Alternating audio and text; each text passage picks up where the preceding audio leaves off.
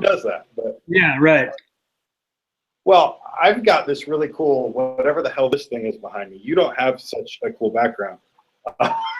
No, This not is now. Yeah, that is this nice. is What is that? man. I don't know. It's like faux copper. I don't know. This is the one room in our co-working space that they left the way it was.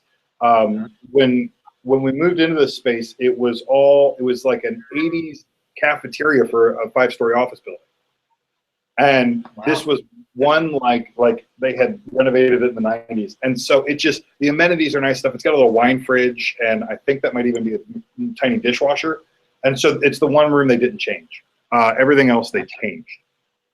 Okay. So Cool. there were two things we were going to discuss: Yes. Pinterest and the Instagram follow thing. Mm-hmm. Which one do you want to talk about first?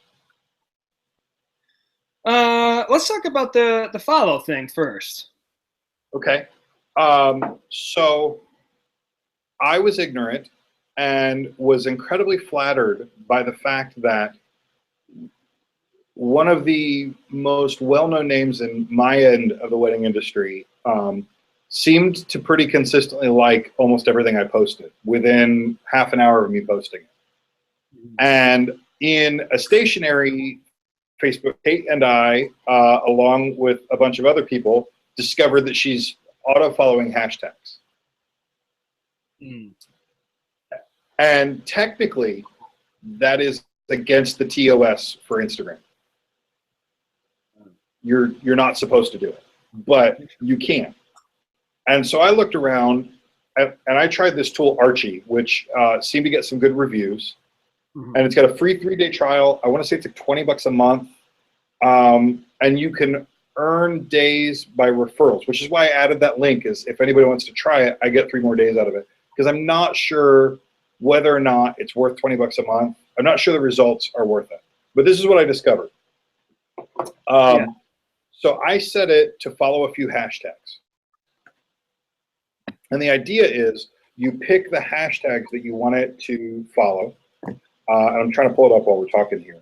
And it will automatically like every post with that hashtag. Oh. And in theory, Okay. in theory, that would turn around and cause, think about if you were a consumer and you hashtagged a particular something, and you posted something on Instagram and got a like by someone who was a pro in that industry or a brand in that industry. You know, if all of a sudden you're super into like kayaking, and your favorite kayak manufacturer likes you on Instagram, you may have assumed that they had an Instagram, but never looked at it. Mm-hmm. That all that does is brings your attention to their Instagram feed.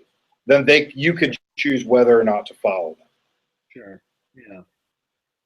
And so what we all agreed in that group was that it did 2 things for her. First of all, it got a bunch of her competitors to talk about her. Sure. It also causes the first few people who see her competitors' photos to see her name. You know, because after, I don't know what the number is, if it's like 10 or 12 likes, Instagram converts it just to a number instead of saying the names of the people who liked it. Mm-hmm. And so if you were the 3rd or 4th or 5th or whatever person to see her post, or see one of her competitors' posts, you'd see her name as one of the likes.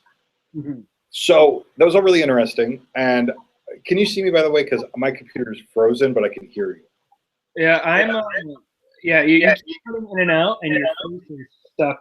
And a funny, it's not bad actually. You look like you're stunned, but yeah, no, I can't see anything. Just your face. Like, okay, I'm gonna wait for my computer to wake up, but in the meantime, we can keep talking about it.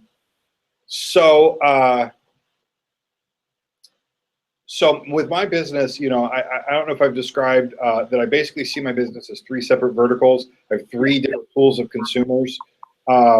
One is celebrants, which is what we all have in common. You know, weddings, parties, that kind of thing. Another is corporations doing, you know, large stationery packages, hopefully for hip, cool brands, either through an ad agency or through their in-house. and then just printing for designers. And so in the just printing category, which I've been hoping to make that a smaller piece of the pie, because that's a much more apples to apples price shopping world. I had hoped to shrink that, but in light of recent events with all my crap, it's the side of the business that can grow most quickly. So I'm working on it. But what I discovered is that the people who use the hashtag letterpress are mostly my competitors. And so I will say over 3 days, I had 21 conversions, which is pretty good. 21 people started following me that I wasn't aware of before the campaign.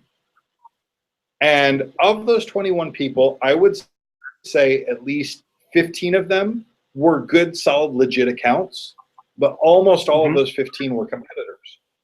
In my mind, all that means is I picked a bad hashtag. Yeah. Well, let me ask you this too, is that, do you have one of those apps that tells you, in addition to who is following you now, also who has unfollowed you? Do you have one of those? Like we're dead.